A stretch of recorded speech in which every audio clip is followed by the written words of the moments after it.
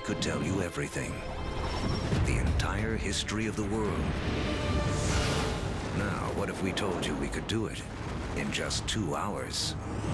We're going to tell the whole story, from the Big Bang to the present day. How the planet prepared for the rise of man. How the Stone Age led to the steam engine. How the first seeds sprouted into cities and civilizations. Everything is connected, and the path leads to you. It took history 13.7 billion years to unfold. We'll show you everything you need to know in the next 2 hours.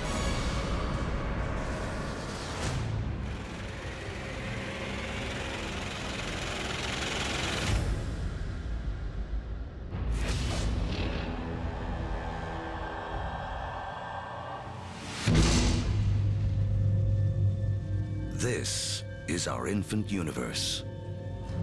Everything that will ever exist, everything that will ever happen, all begins here, within this tiny bundle of energy, smaller than an atom. And right now, history as we know it is about to mysteriously begin. For reasons we may never know, our universe suddenly erupts.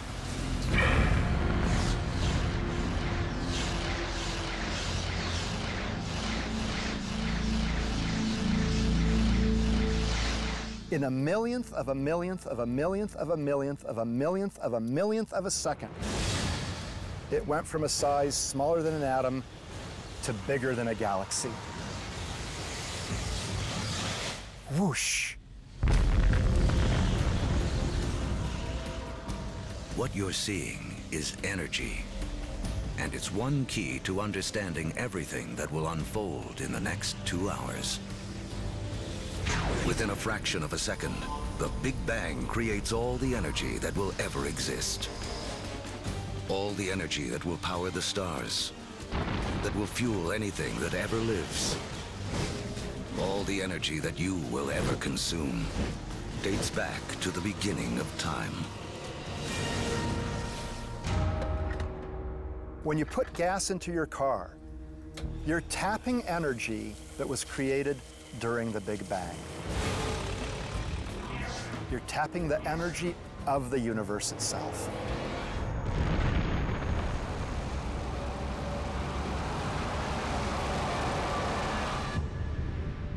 We're only a few minutes into our 2-hour journey, but already 380,000 years have passed.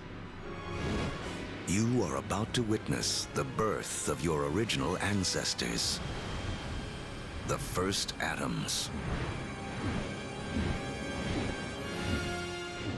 This is hydrogen. The universe will use it to make everything in the world around us. Hydrogen is like a baseball team. You say, what player do I want to start my team with? Well, if I want to start a universe, I want to start it with hydrogen. Because from that, with a lot of heat and a lot of pressure, you can build more kinds of atoms. The first atoms blast through the early universe. And luckily for us, they don't spread out evenly. Because in those tiny pockets with more atoms, gravity, the great sculptor of the early universe, begins to work its magic.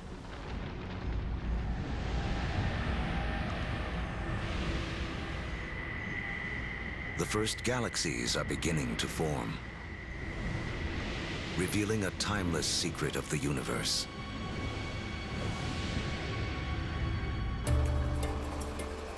Throughout history, whenever more matter and energy can be drawn together in one place, more complex things can emerge.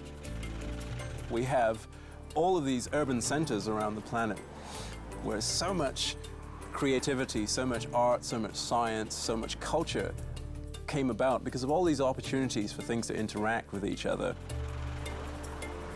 Really, in a sense, where there is stuff, new stuff can develop, and where there isn't anything, nothing much can develop.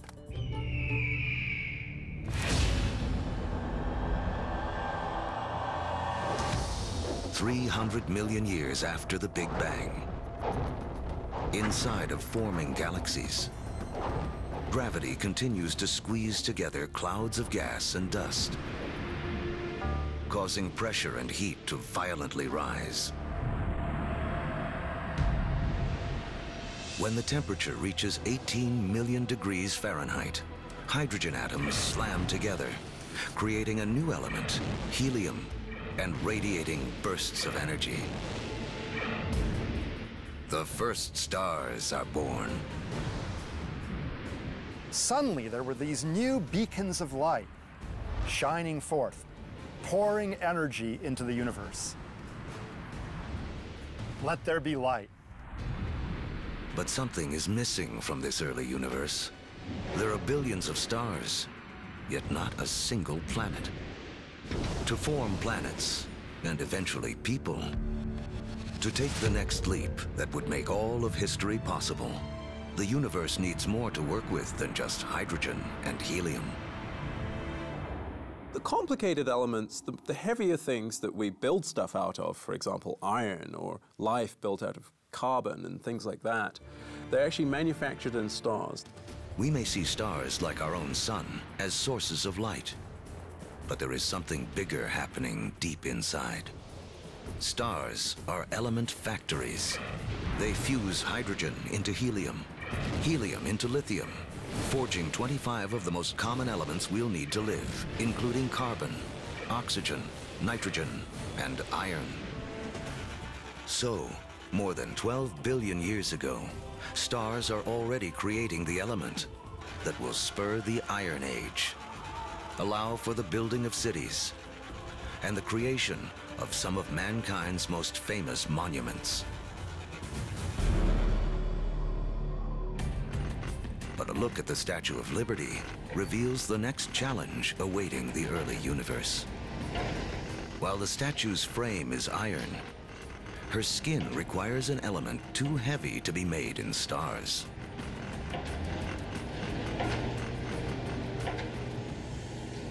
For Lady Liberty to have material for her skin, for there to be gold for wedding rings, or uranium for nuclear reactors, some elements had to be created another way. Stars don't have enough energy to do the job. But if the element factory isn't powerful enough, how about blowing up the factory? Just a few million years after the first stars formed, some of them exploded. Wham! These explosions, known as supernovas, are the biggest blasts in the universe since the Big Bang, providing the extra boost of energy needed to fuse heavier elements. In the fiery blast of their own destruction, stars create uranium, gold, all the rest of the elements that will fill our world, including copper. The periodic table of the elements is really sort of a library of matter in the universe. Those are your building blocks. Everything is coming out of that particular chemistry set.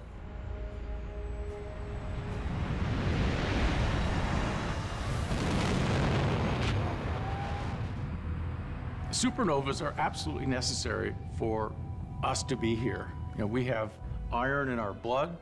We have little bits of old supernova, therefore, just floating around through us. We are all stardust. Copper and tin, Bronze Age. Without supernovas, there's no Bronze Age. Go to any supermarket and buy a multivitamin. And go and look in the ingredients. You'll find copper, you'll find zinc, you'll find selenium.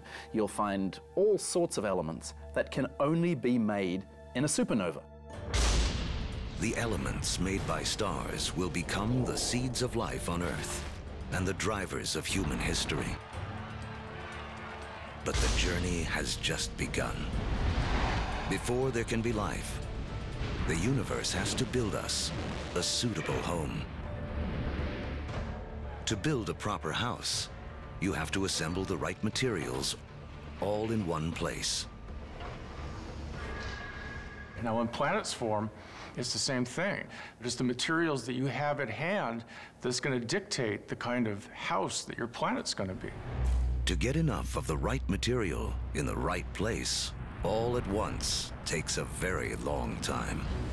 Over the next 8 billion years, more than half of history as we know it, the element factories continue their work. Stars explode and are reborn. Each generation with more heavy elements than the last. Until 4.6 billion years ago. Finally, there are enough materials gathered for the next step on the path to us.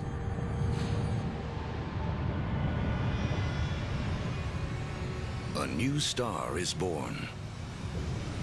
This is our sun. It's so massive that it's gathered up 99.9% of the gas and dust in the solar system. But there's still just enough left behind for gravity to build some other things. Like planets.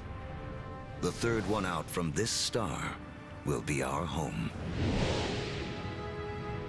By the time Earth emerges, just over 4.5 billion years ago, 2/3 of the history of the universe has already passed. The first sunrises sweep across a foreboding alien planet. A world spinning so rapidly that a day lasts only 6 hours. When you go back to the early Earth, right after the planet formed, you really have to think of the Earth as another planet. The sun would have looked out over a hellacious scene of just molten lava. In places, you would see rafts of black volcanic rock. Within the liquefied rock, the elements are all in a jumble. Something has to bring order out of this chaos. And once again, that something is gravity.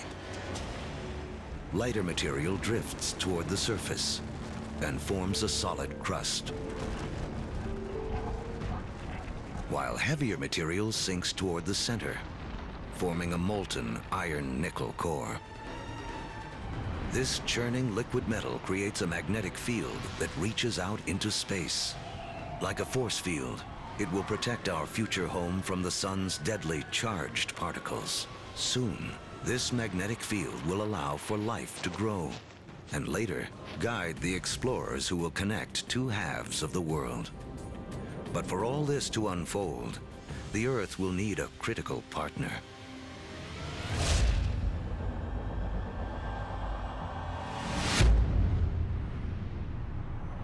Four and a half billion years ago, an object the size of Mars smashes into the planet at 25,000 miles per hour.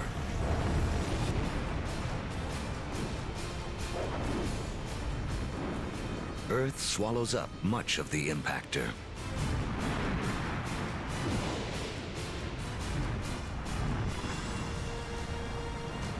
But a spray of molten debris is whipped off into space. Within as little as a year, gravity gathers this debris into a secondary sphere in orbit around the Earth, where it has been ever since. The formation of the moon was an incredibly important event in Earth's history. And in fact, its creation over 4 billion years ago is really important to the Earth's climate today. The moon keeps Earth steady. Its gravitational pull prevents the planet from wobbling, saving us from wild climate swings. And the collision that formed the moon leaves Earth tilted on its axis, giving the planet a key ingredient to life: seasons.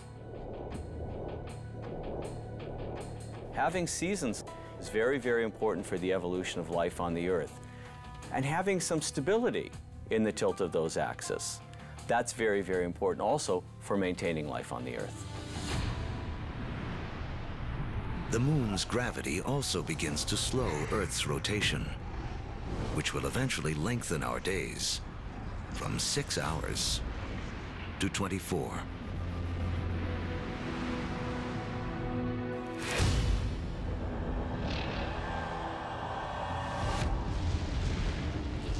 4.4 billion years ago. It's too hot on Earth for liquid water to exist, but there's water vapor, steam in the atmosphere. The trick is how to get it out of the sky onto any world where you hope to have life. A little rain must fall.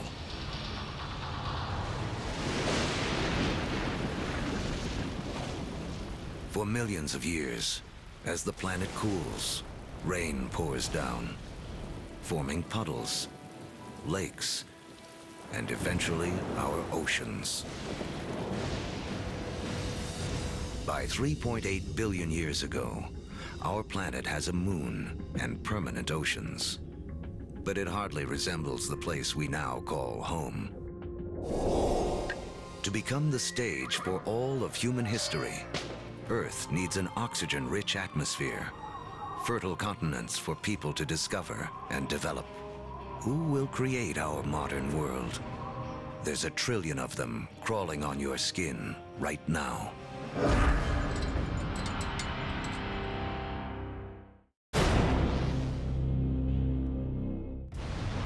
We're telling the history of the world in 2 hours, from the Big Bang to the present day. And our modern world holds important clues to the story. In fact, structures like this hide a mysterious link to the first life on Earth.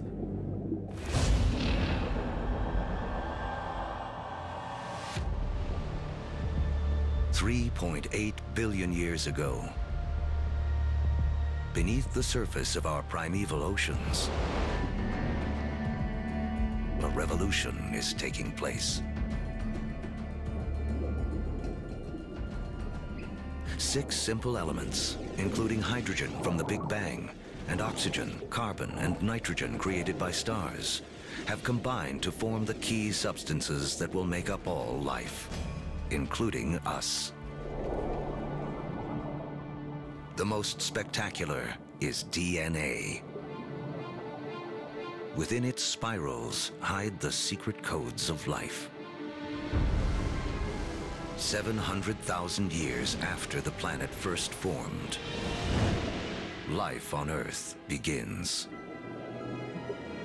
We stand not on the shoulders of giants, but of tiny organisms, bacteria. We're very egocentric. We think that we animals run the world, but in fact, we are very late entrants. It was an empire of bacteria long before animals. Animals come along, and we like to think that we wiped out that empire. Well, we would be dead if we wiped out that empire. I have within me an entire zoo of bacteria. In fact, each one of us has more bacteria living in our bodies than there are people on the planet. For billions of years, microbes like these will have Earth to themselves. Like our infant universe, the first life is small, simple, and full of possibilities. The secret of how it explodes into all the incredible forms we see today, including us, goes back to the beginning of time. As we've seen, all the energy that will ever exist was created in the Big Bang. All creatures need to grab their share of this energy to survive. The more we harness, the more efficiently we use it, the more complex we can become. And almost all of our share of the Big Bang's energy is beamed to us by the sun. 2.5 billion years ago, some very special bacteria figure out how to consume the sun's energy to live. In doing this, they also create the most important waste product in the history of the world: oxygen. Soon, oxygen will remake our world. But first, it has another important job to do. Earth's ancient seas are full of iron particles, and everyone knows what happens when oxygen meets iron. Here I'm a little bacterium. I've produced this oxygen molecule, and here's a big piece of iron clump. I rust it. This rusted iron collects on the seafloor. Billions of years later, these huge deposits will be raised up to become major sources of the world's iron and steel. It was these iron deposits that later on drove the Industrial Revolution. In this way, the Brooklyn Bridge and the other early landmarks of the Industrial Age are a direct link to some of the first life forms on Earth. Once there's no more iron left in the sea to rust, these ancient bacteria have a mission to complete. They create so much oxygen that it fills the oceans and escapes into the atmosphere. And from then on, we have a very different planet from all the other planets in the solar system. Now, life takes a giant leap. For the first time, some bacteria learn to live on oxygen. Every human breath is a ritual, 2.5 billion years old. Life tends to stick with what works, even over the course of billions of years. Oxygen is a game changer. By taming its power, life has found a better way to energize itself, 20 times more efficient than anything used on Earth before. What life does with all this new energy will be the story that leads to us.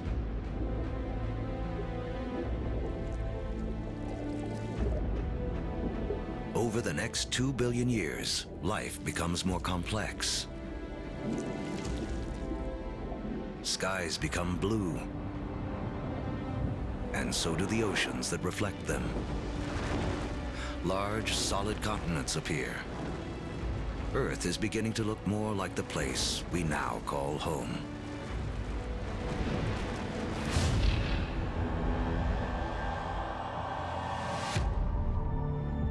$550 million years ago, as the planet celebrates its 4 billionth birthday, oxygen levels in the atmosphere have risen from next to nothing to as much as 13%. Take a deep breath, because life on Earth is about to go wild.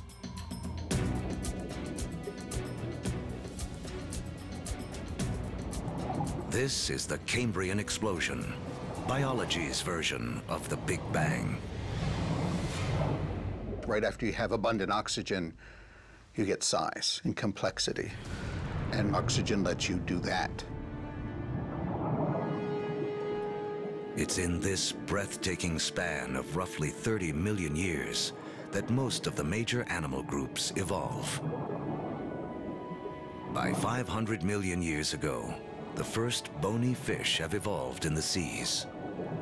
These fish are our direct ancestors. Though they look nothing like us, they evolve the body parts that will make our own bodies possible, including a spine and a mouth with jaws and teeth. We owe a great deal to our fish ancestors. In fact, all vertebrates today really represent modifications of the original fish body plan. For the first 4 billion years of Earth's history, plants and animals have stuck to the seas. But that all begins to change. With oxygen comes an ozone layer, protecting us from dangerous radiation. Plants make the move first.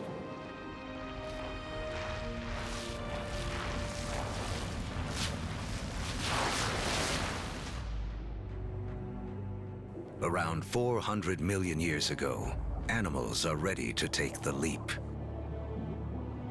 Among the first ashore are the amphibians, whose descendants will include us. The most amazing thing about animal evolution ever, for me personally, is that moment that first amphibian walks out of the primeval ocean onto land and takes a big gulp of air. Kind of like great-great-great-great-great-great-grandpa coming out of the ocean and seeing this fantastic world. it's like, hey, I can live here. Look at those trees, look at those bugs. There's food here, I can do this.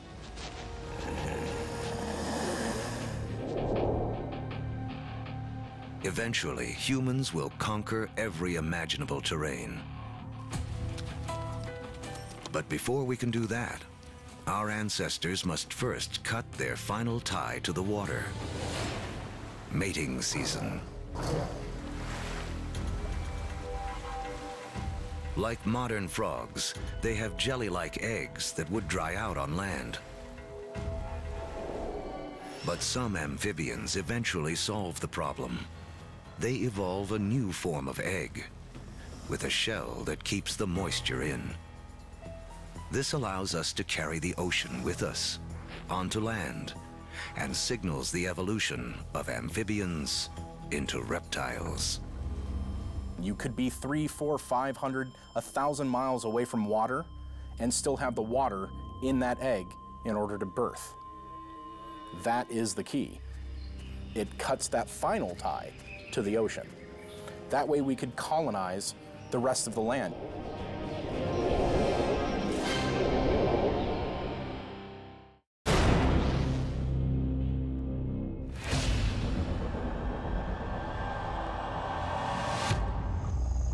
$300 million years ago, life flourishes in massive tropical swamps where planet Earth is cooking up a surprise. As plants die here, they are buried, compacted, and cooked. Energy created in the Big Bang and radiated by the sun to plants on Earth is now locked away underground as coal, a gift to be opened by human beings millions of years in the future.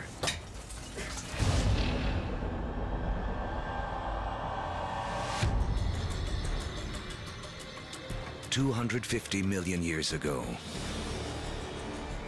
an apocalypse unfolds.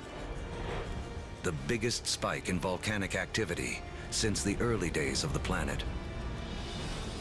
The atmosphere is choked with carbon dioxide, and the diversity of animal life spawned in the Cambrian explosion is stopped dead in its tracks. More than 70% of all species on Earth go extinct in the worst mass die-off in history, the Permian extinction. Extinction is a recurring character in the story of planet Earth. 5 times in the last 500 million years, some cataclysm wiped out the dominant species.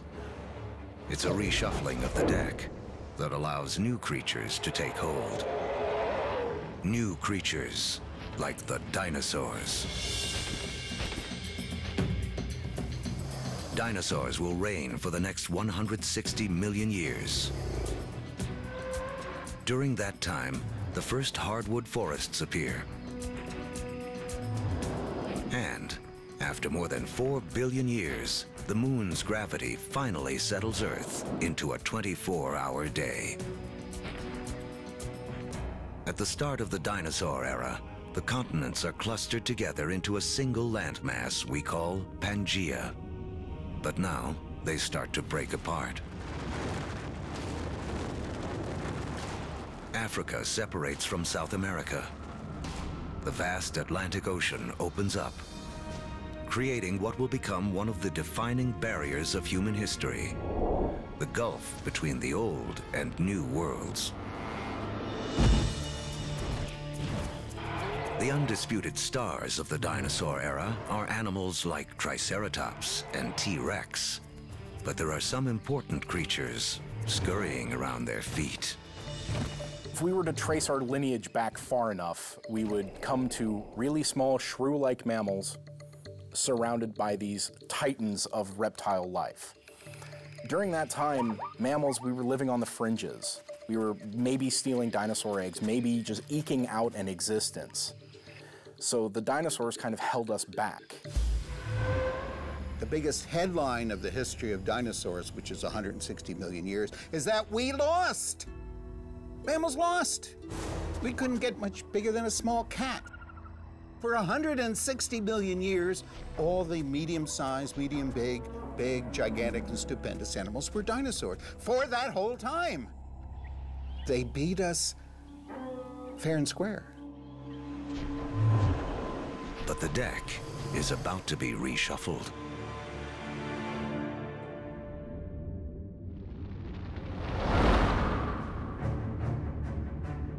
"65 million years ago, a 6-mile-wide object, likely an asteroid, slams into the Earth.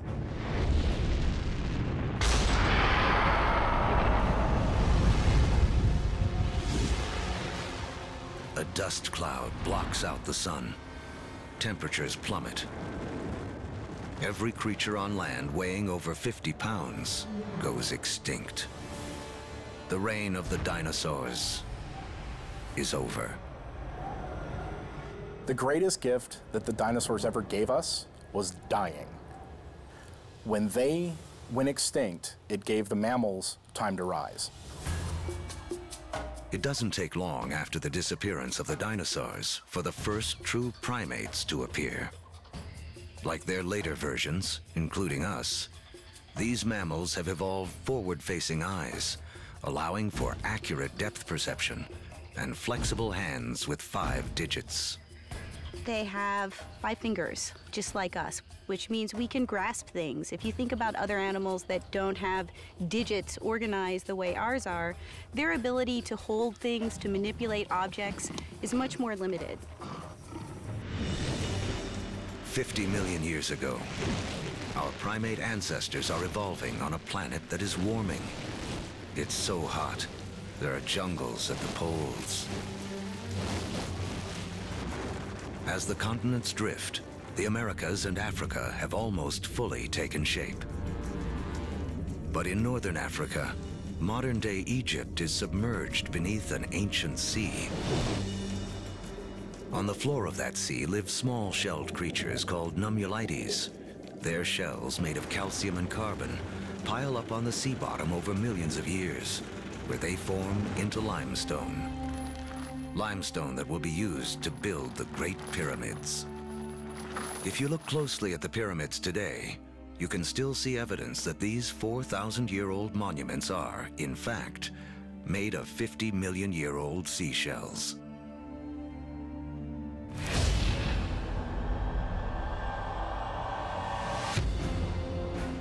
By 10 million years ago, Earth is morphing into a world most of us would recognize. The Colorado River is carving out the Grand Canyon. Mountain ranges like the Himalayas have arisen. They're so tall, they disrupt weather patterns, setting the stage for a colder planet. The Isthmus of Panama emerges to connect North and South America, cleaving the connection between the Atlantic and the Pacific, disrupting ocean currents and tipping the world even more towards an ice age.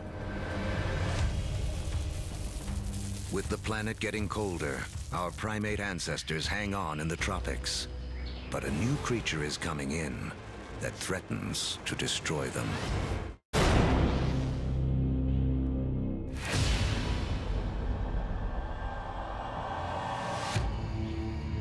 "7 million years ago, our primate ancestors lived safely in the trees. But their neighborhood is about to be invaded. This newcomer will have as profound an effect on human history as any other living thing on Earth. It seems almost impossible to believe, but one of the most important things that will lead to the emergence of us is the emergence of grass. The grasslands appear almost simultaneously around the world. We get the African savannas. We get the Eurasian steppelands. We get the North American prairies. We get the great grasslands of Argentina, appearing simultaneously around the world. In eastern Africa, Grasslands invade the traditional woodland habitat of our ape ancestors. With fewer trees and greater gaps between them, our ancestors have to adapt. Apes would notice that there's more and more apes in the same tree and less food, increasing incentives for apes to go from one patch of food to a different one separated by grasslands. Now, one way to do it is to run like hell. The other way to do it is to extend one's food sources into the grasslands and seek out the foods that are available there. And so, some apes make the move down into this stark new habitat. It's a landscape better suited to primates that can walk on two legs, keeping their heads up above the tall grasses to watch for predators. Standing on 2 feet is a revolutionary advance because it frees up our hands. Hands we will need to shape human history.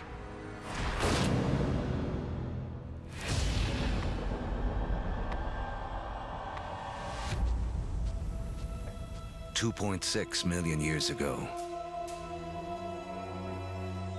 early proto-humans, or hominids, walk an Earth whose rocks are loaded with the element silicon. Created in the cores of stars billions of years before, silicon is the second most abundant element in Earth's crust. One of its chemical quirks is the ability to bond with oxygen to form crystals that combine into solid rocks. Rocks that can be chipped and shaped without shattering. Hominids started doing this 2.6 million years ago, breaking cryptocrystalline silicates to make sharp edges, and the people use them for millions, literally 2.6 million years. Simply having a modified stone with a sharp edge on it, now suddenly you have a hammer. You have a crude cutting edge. A simple modified stone means a human can suddenly do 1,000 more things than we could do previously.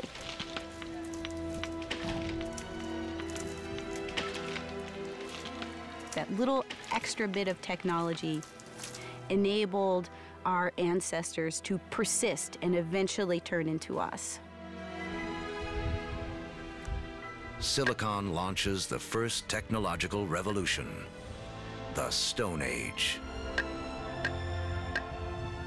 Millions of years after it powers our first handheld devices, another chemical quirk of silicon will make it the height of technology once again. The next leap towards becoming truly human relies on a little-known secret of our home planet. In the known universe, it turns out Earth may have a rare and special power.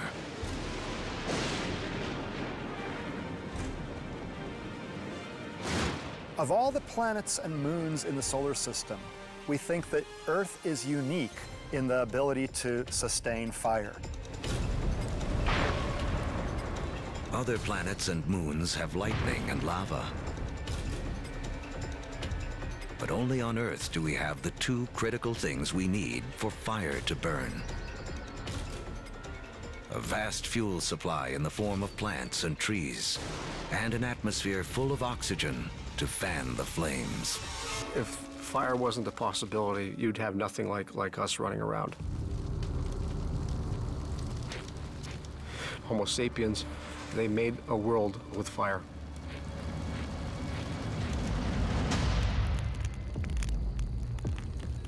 Our ancestors have fire firmly under control by 800,000 years ago.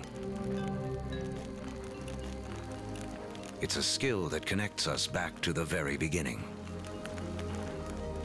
Remember that all energy was created in the Big Bang, and all life is in a competition for our share of this energy. Using fire to cook is like having an external stomach to break down foods, releasing more calories, giving us more energy, which in turn allows us to support bigger brains. Fire is also the ultimate gateway technology. We will soon use it to turn clay into pottery, metal into weapons, water into steam power. If you don't have fire, you can't have the internal combustion engine. No fire, no metal. No fire, no rubber. It's a technology that opens a world of possibilities for creatures that know how to use it.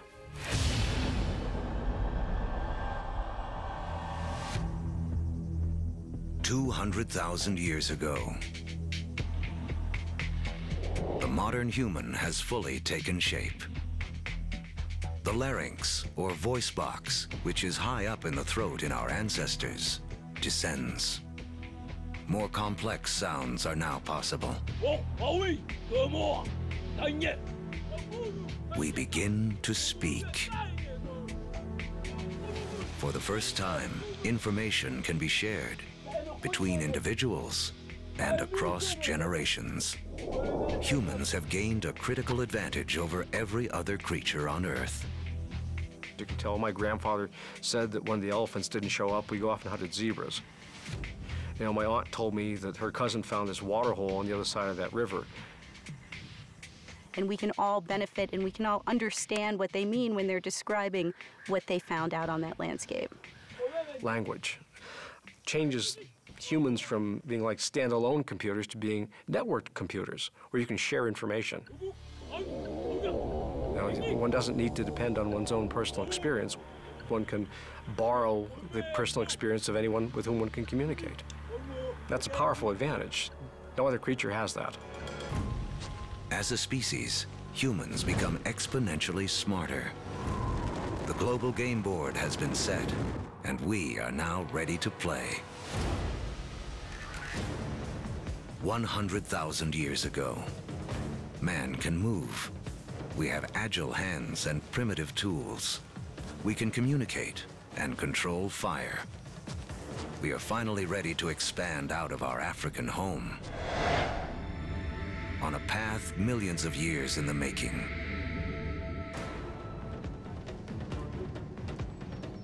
Shifting continents have linked Africa and Eurasia into the largest contiguous landmass on Earth, Afro-Eurasia.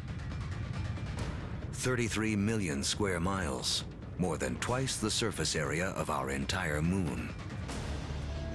For early humans, this means more than half the land on Earth can be reached on foot. Human dispersal was a crucial game changer. We are one of the few primates that live on more than one continent simultaneously.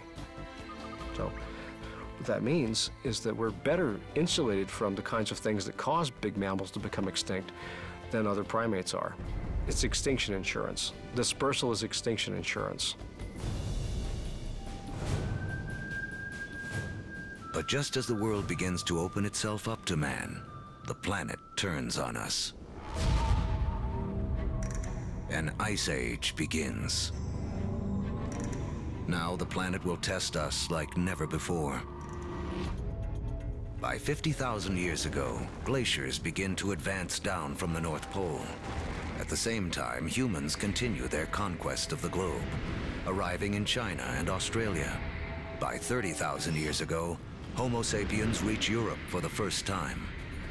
By 20,000 years ago, with the ice nearing its most extreme, the march of man reaches the frigid tundra of northeast Siberia.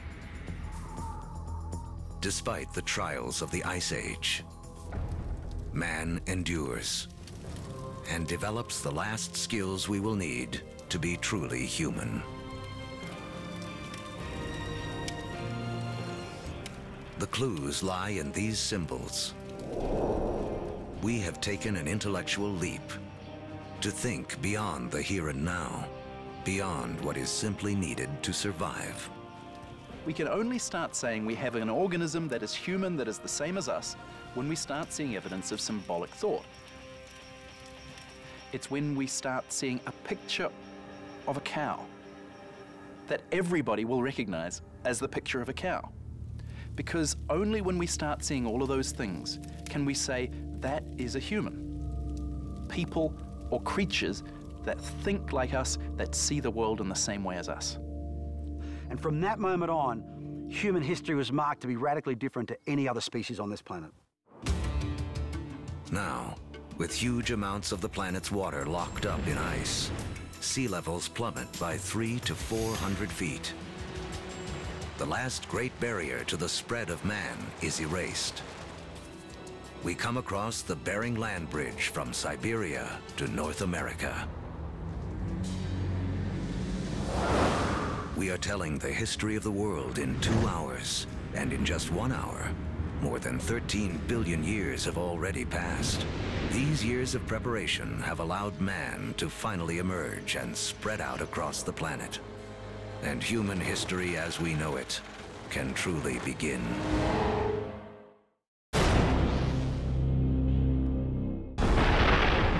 Our history of the world began with the beginning of time, the Big Bang. It has taken us on a journey of nearly 14 billion years. Now, as humans take center stage, it's important to remember just how small a slice of history we actually occupy. To make things simple, imagine compressing 14 billion years of history down to just 14 years. On this scale, the Earth would have existed only for the past 5 years. So that's about a third of the history of the universe. Large, complex creatures would have developed 7 months ago. On this scale, dinosaurs went extinct only about 3 weeks ago. The entire recorded history of humans would span only the last 3 minutes. Modern industrial societies, the Industrial Revolution effectively, 6 seconds ago. What this shows me is that we humans have been around for only a very brief instant in the recorded history of the universe. Mankind has waited billions of years for our brief instant to shine. As the stars and our evolving planet carried out the slow work of organizing the elements in a way that would make human history possible.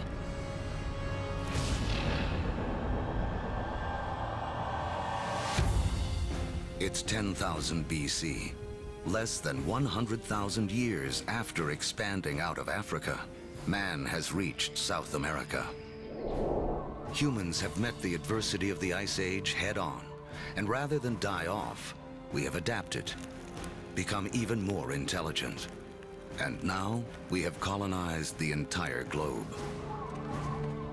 From coast to mountaintop, from tundra to desert, humans are there. Our closest living ancestors, chimpanzees, live in the tropics. They only live in the tropics. Humans have managed to colonize the entire globe. Ice Age land bridges allowed man to spread around the world. But now the ice begins to melt, and sea levels rise again. Humans are trapped and separated in 2 vast and unconnected hemispheres. Each pocket of humanity left to make the best of what it has been given. As the glaciers recede, they carve out lakes, rivers, and bays. The map as we know it emerges. In Africa, increased rainfall causes Lake Victoria and Lake Albert to overflow and form Egypt's Nile River. In Eurasia, other rivers emerge. The Tigris and Euphrates in Mesopotamia, modern-day Iraq. The Indus in modern-day Pakistan, and China's Yellow and Yangtze. These river valleys become critically important for how human history will now be played out following the retreat of these ice sheets.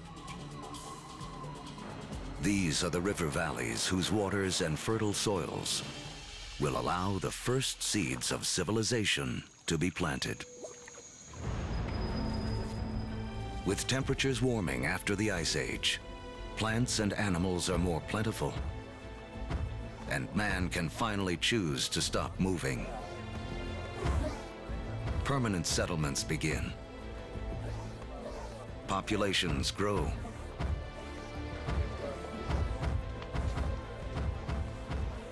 With more mouths to feed, our ancestors have to get clever. They had to find a way to increase the amount of food they could get from the surroundings. Now, one discovery forever changes the planet and the path of mankind. We learn to plant seeds. And the seeds we sow come from the same plants that millions of years earlier spurred our evolution from ape to man.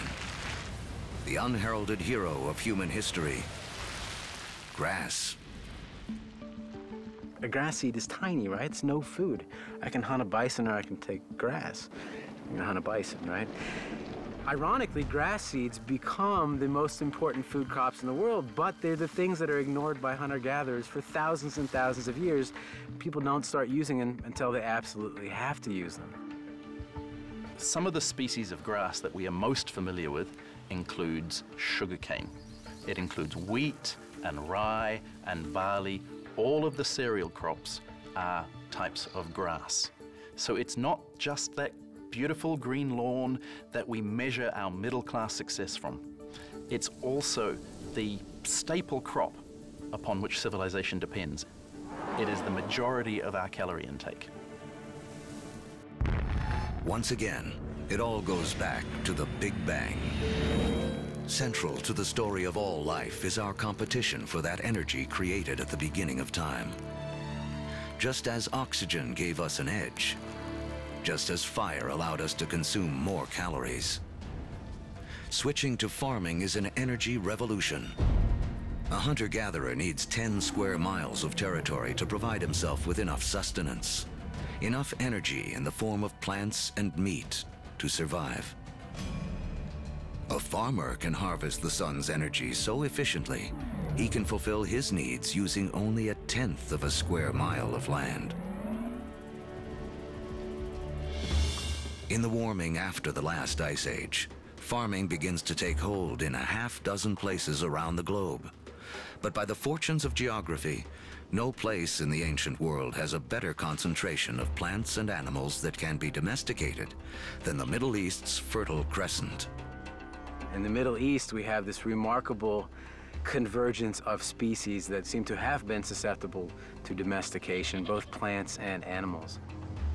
In terms of animals, we're talking about cattle, pigs, sheep, and goats. In terms of plants, 2 varieties of wheat, rye, barley, lentils, figs, all in this very small part of the world.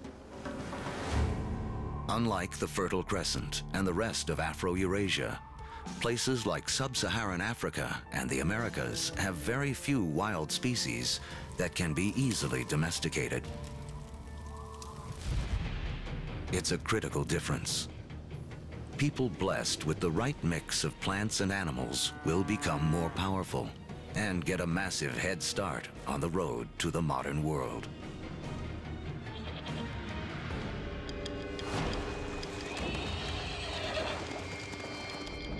One animal that gives any human who can tame it an almost unbeatable edge is the horse.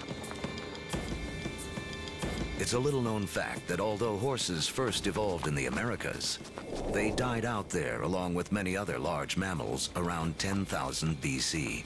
There were at least 3 species of Ice Age horses in North America, maybe more. Some as small as ponies, some as big as Clydesdales. And they had evolved in North America for 40 million years. They're part of the whole history, and then they're gone. They're gone.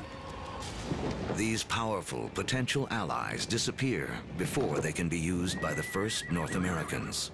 Fortunately, before that happened, large numbers of horses escaped back across the Bering Strait land bridge and spread out across the great grasslands, the steppe lands of Central Eurasia. A narrow escape that had a profound effect on human history. Around 4000 BC, nomadic people in Central Asia learned to tame them for the first time.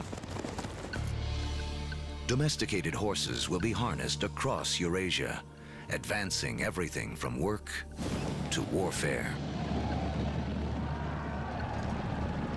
Perhaps no other animal has had a bigger influence on the course of human history. And the circle wouldn't be complete for another 5,000 years when Christopher Columbus would bring horses with him on his second voyage to the Americas. His horses would be the first to set hooves in the Americas since the Great Die-Off over 10,000 years earlier.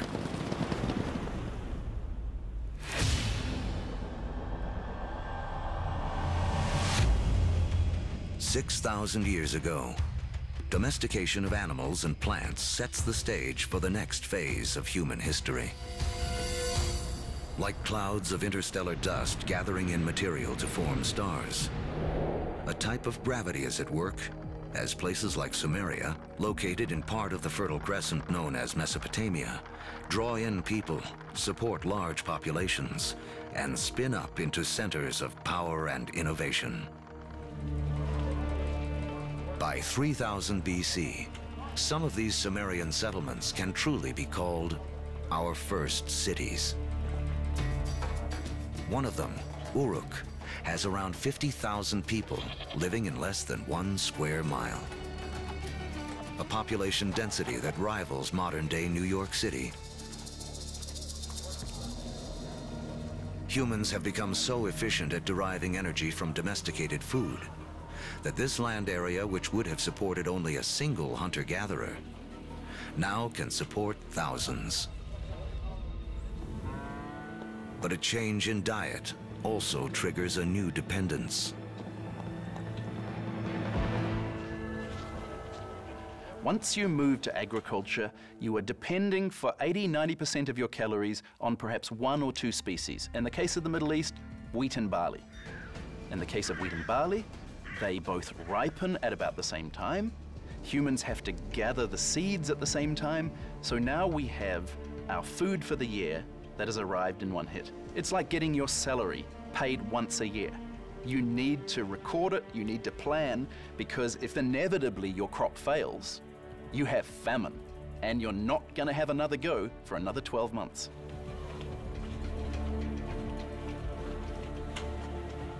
In these first cities, crops are king. To keep track of them, our ancestors developed the first writing. To protect them, the first armies. And to administer them, the beginnings of politics. When you have hundreds or thousands of people who are living together, there's simply too many people to sort of run around and create a census. It creates a need for government. It creates a need for some form of social and political hierarchy. Planting seeds has set man on a new path. Settlements have grown into cities. But to take the next epic step from city to civilization, we'll need the help of a very surprising creature.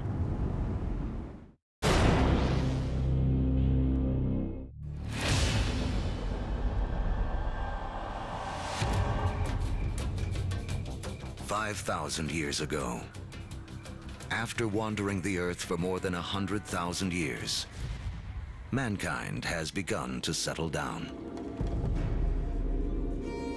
We cluster near rivers, along the Tigris and Euphrates, the Nile,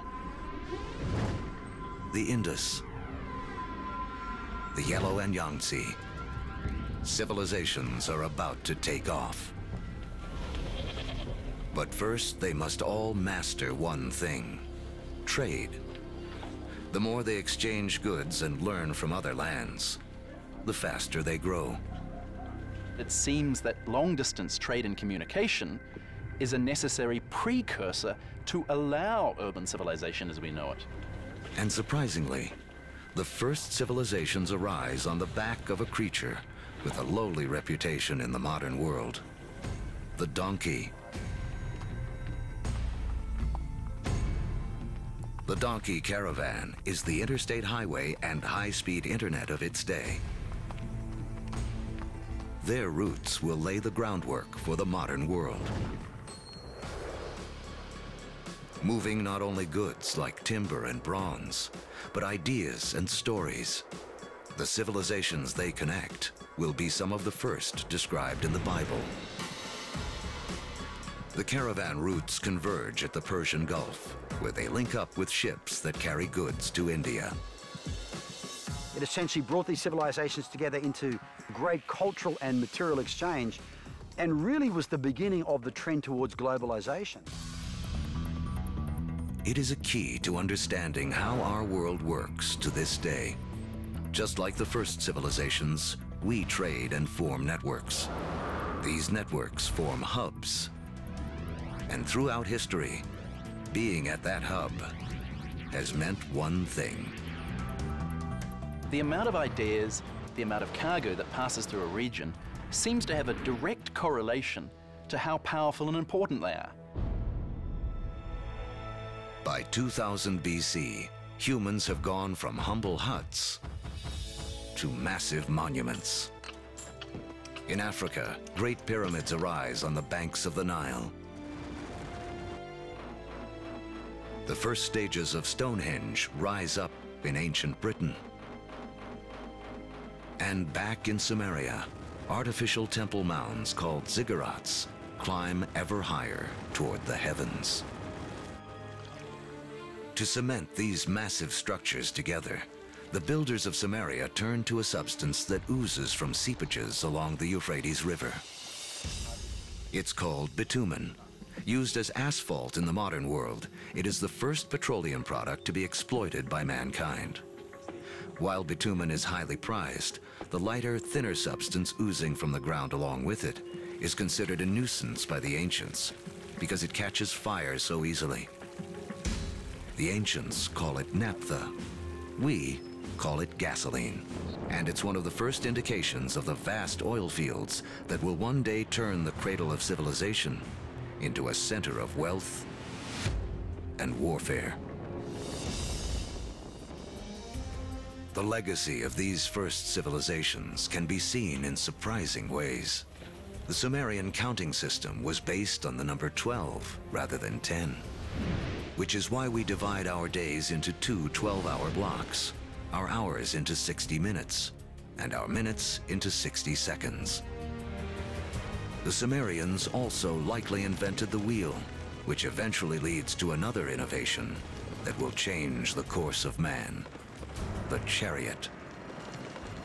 Thus bringing together the Sumerian invention of the wheel, right, with the domestication of the horse that had occurred amongst these nomadic peoples into this really formidable piece of military technology. Around 1200 BC, a chariot-driven clash of civilizations cuts off trade routes for copper and tin, the metals we need to make bronze tools and weapons. But luckily, the stars have made us an alternative: iron. Now, metalsmiths make a crucial discovery. By working at higher temperatures, they can release the power of this ancient metal. Easier to sharpen and 700 times more common on Earth than copper. It is a game changer. Humanity enters the Iron Age.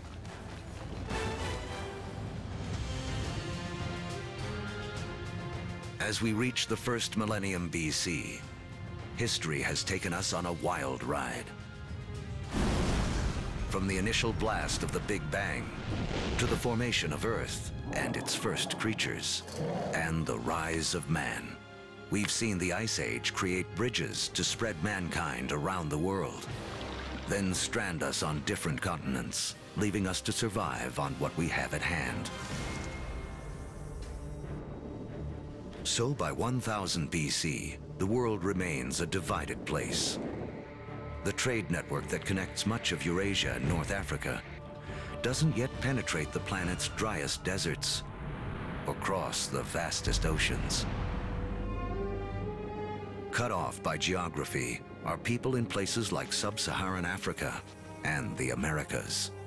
With few easy-to-domesticate plants and animals of their own, they remain tied to more ancient ways of life.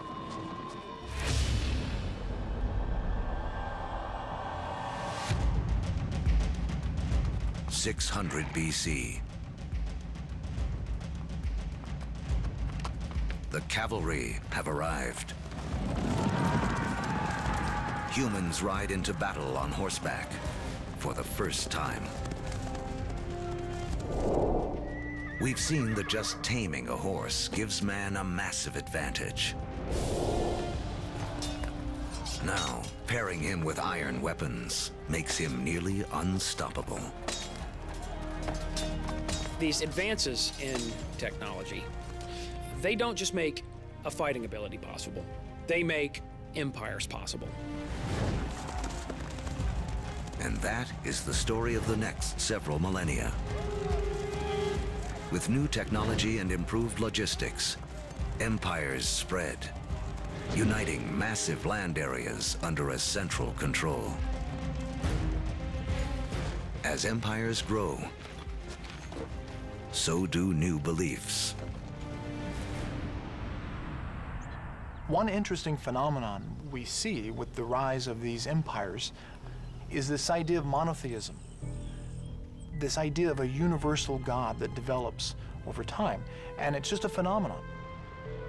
Judaism emerges, from which we eventually get Christianity and Islam. Buddhism and Hinduism also arise. The 5 major religions today are all rooted in this remarkable era. Although empires spread, some great powers remain isolated. The rise of the Himalayas 50 million years earlier has left China cut off from trading with the rest of the world. But that is about to change. Around 100 BC, a Chinese emperor sends an envoy to the west in search of alliances. The routes he travels will become the Silk Roads, a massive trade network that connects China across Central Asia to the Roman Empire.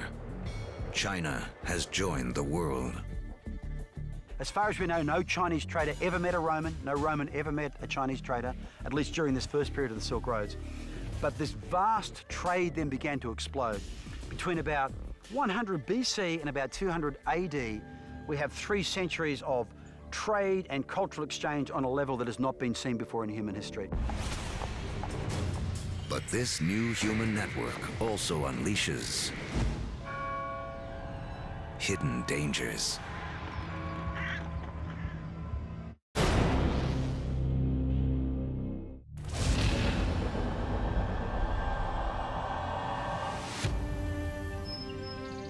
By the beginning of the Common Era, great empires have risen and a massive trading network connects most of Europe and Asia. But the trade routes also carry an invisible threat. Disease. Massive epidemics that some blame for taking down both the Roman Empire and China's Han Dynasty.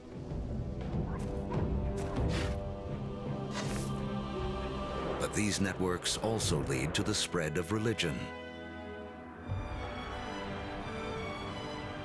In 312 AD, the Roman Emperor Constantine converts to Christianity, paving the way for it to become the dominant religion of Europe and the West.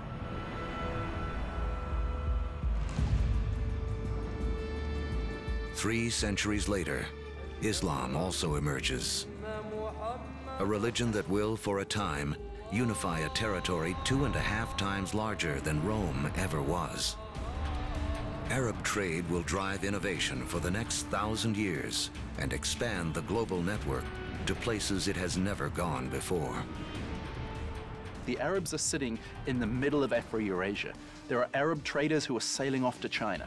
There are Arab traders who are traveling all the way to the Atlantic Ocean. So they are sitting in the middle of the hub. One secret to Arab trade: the camel. A creature whose ancestor, like the horse, escaped across the Bering Land Bridge out of North America. A caravan of 6 camels can lug as much as 2 tons of cargo as far as 60 miles a day, twice the load of a donkey caravan in half the time.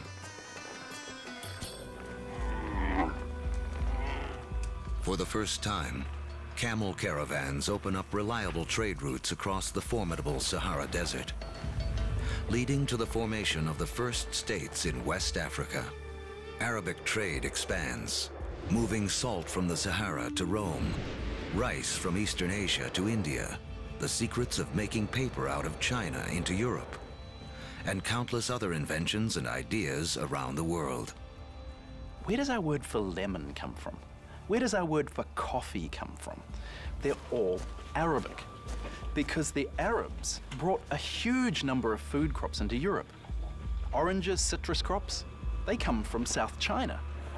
Yet they don't make it to the West until the Great Age of the Arabs.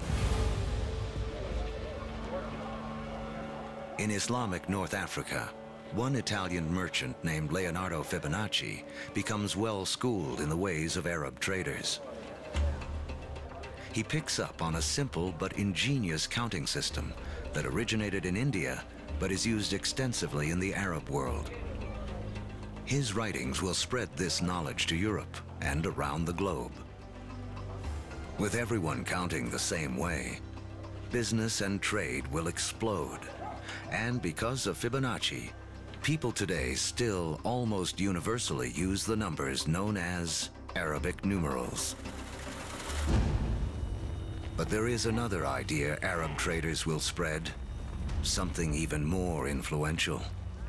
It originates in China around 800 AD.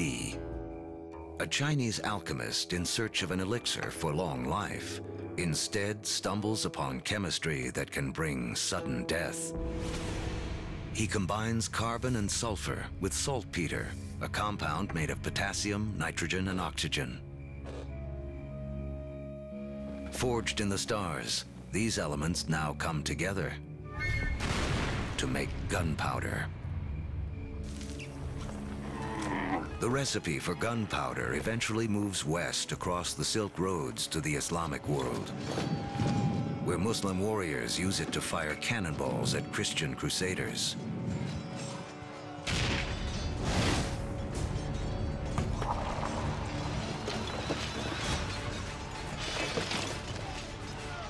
Europeans pick up on the idea, embracing and perfecting gunpowder weapons.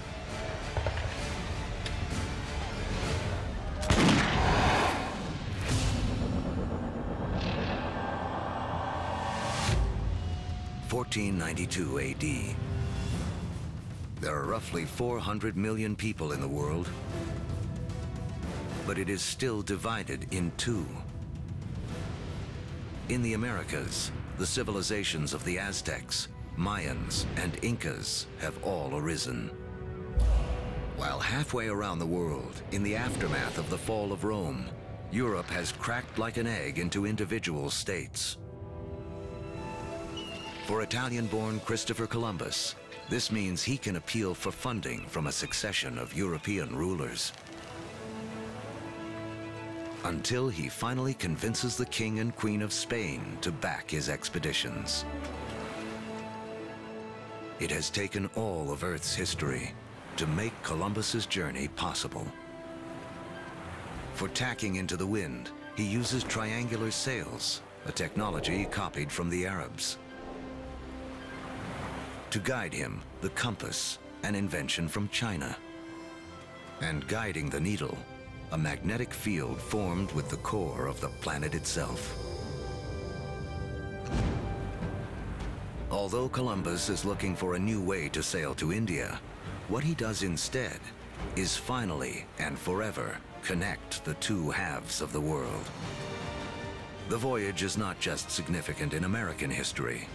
As you'll see, it's a pivotal event in all of human history. Nothing will ever be the same.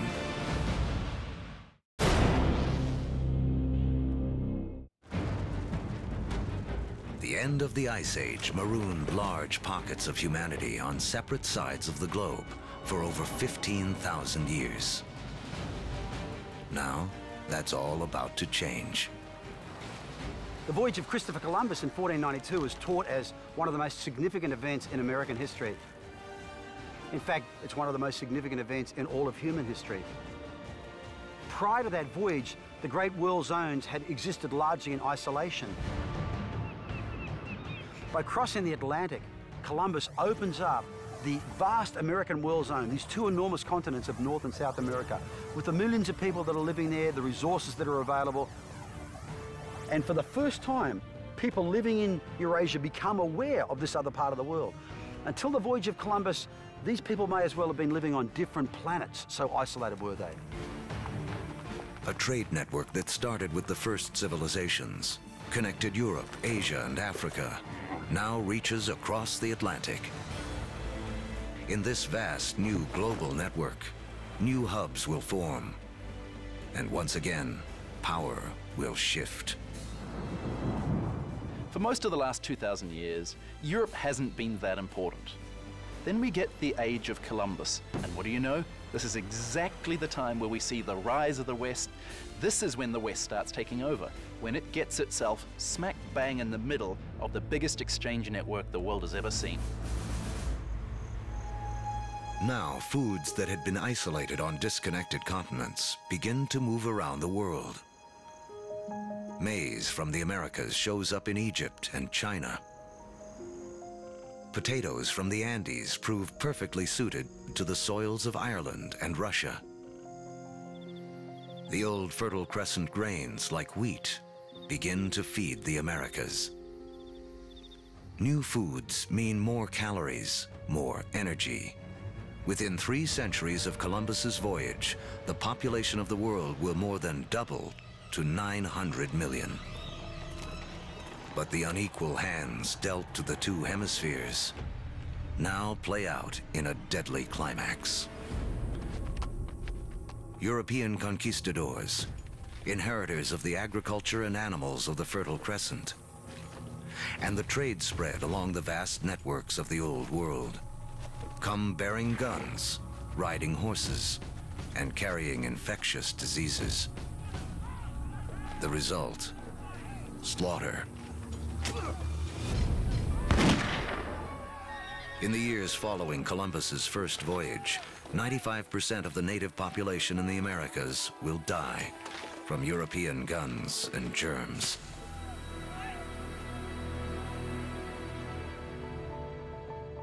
Once the hemispheres are connected, nothing can ever be the same. Take the incredible story of sugar. Chemically, it's the only source of fuel for our brains, a substance we are programmed to crave. Raw sugar comes mostly from sugar cane. Once again, a grass will play a central role in the story of mankind. First cultivated more than 6,000 years ago in Asia, Europeans discovered sugar in the Middle East during the Crusades and carried it home. Europe was hooked. But there's virtually nowhere in Europe where sugar can grow. Then we have Christopher Columbus and the discovery of the New World. And the Spanish conquistadors, yes, they initially are very interested in the gold and the silver, but really, they just want to make it rich. They don't care how they're going to make it rich. And once the gold and the silver has been looted, the next step is to open sugar plantations. The Spanish themselves don't want to work in the sugar plantations. They start looking around for a new labor force. And over on the other side of the Atlantic, there is a place where they can buy slaves. And if we look at the history of slavery, the #1 destination of slaves from Africa are sugar plantations. So the history of sugar shapes the development of history through the Middle East, through the Crusades, through the conquest of Mesoamerica, and even the history of slavery from Africa to the Americas.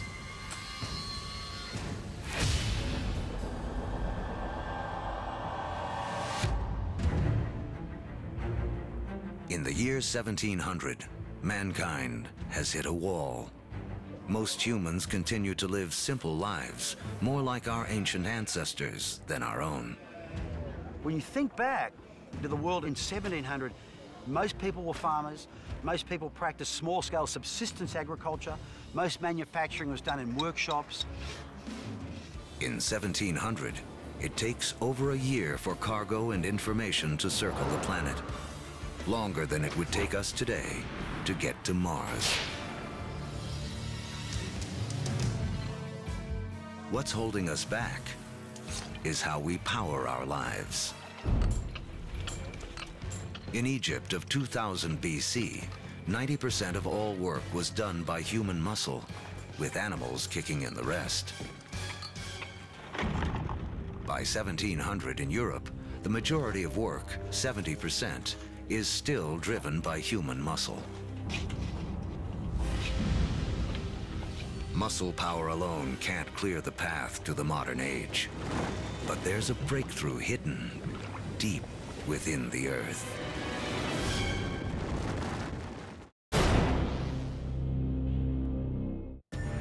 As our history of the world in 2 hours races towards a close, mankind has hit a wall. Human progress is stalled by the limits of our muscle. To break through, we'll need a new way to power our lives and the entire history of the world. Remember that billions of years ago, iron from exploding stars was gathered up into planet Earth during its formation. Thousands of years ago, man started using this iron for tools and weapons. To keep our forges burning, we began cutting down our forests. Now, 300 years ago in Britain, iron is in high demand, and the trees are running out. The British need a new source of fuel, and thanks to the decayed remains of ancient ferns, they have one. Coal. But coal itself won't power mankind into the modern world. There's one more fateful twist in the story. As the quest for coal takes miners ever deeper into the ground, water begins flooding the tunnels. To pump out the water, a new invention is needed. In 1712, Thomas Newcomen produces a pump powered by burning coal and driven by steam. Newcomen's machine is the first practical steam engine. It is this combination, energy and engine, fuel and machine, that will free man from the limits of his own muscle and change the world. The Industrial Revolution begins. Along with political revolutions in America and later France, this technological revolution forever transforms the landscape of the world.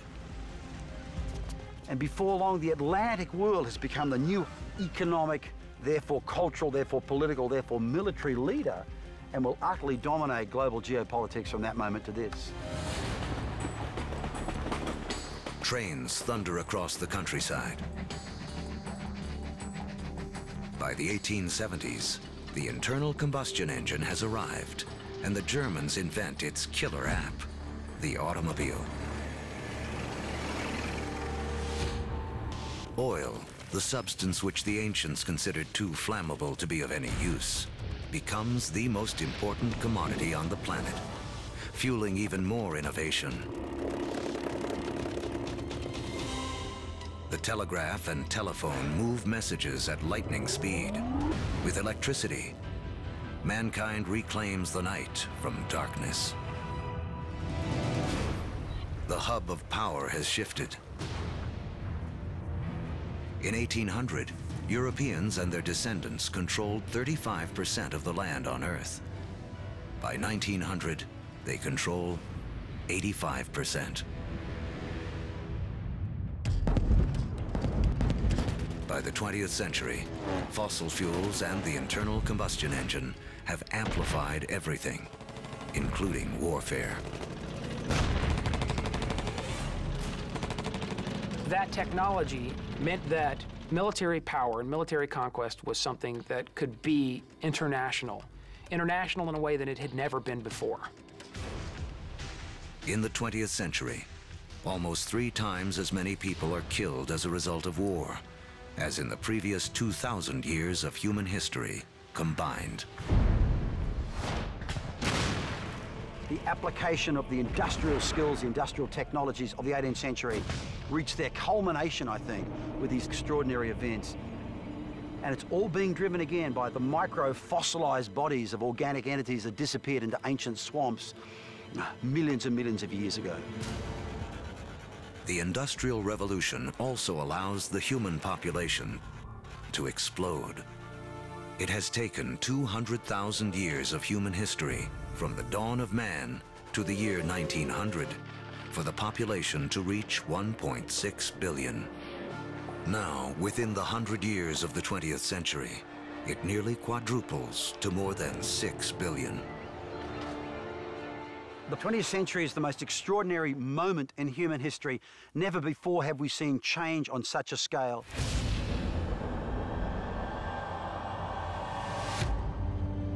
Today, humans number close to 7 billion. We are the dominant players on the planet. We have learned to harness 50,000 times more energy than our ancestors just 10,000 years ago. This energy drives our fast-paced lives and a literal worldwide web, a network that, as we have seen, has been in the making for as long as humans have walked the Earth. Our 2-hour story is coming to an end. A story that really began 14 billion years ago with a tiny universe where everything was all in one place. Then the Big Bang. All the energy that has ever existed created in an instant. Gravity sculpted our universe. For billions of years, stars and supernovas created all the elements we would eventually need. Then an extreme Earth took shape and settled into just the right conditions to support life.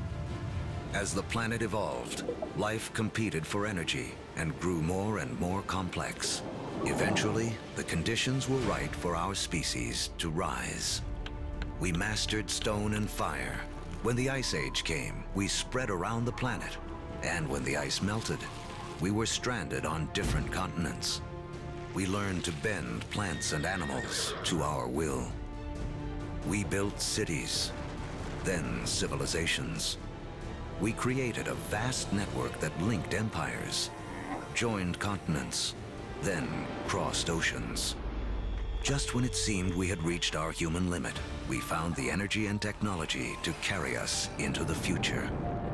On Earth, the seeds of the past have bloomed into a present filled with energy and creativity.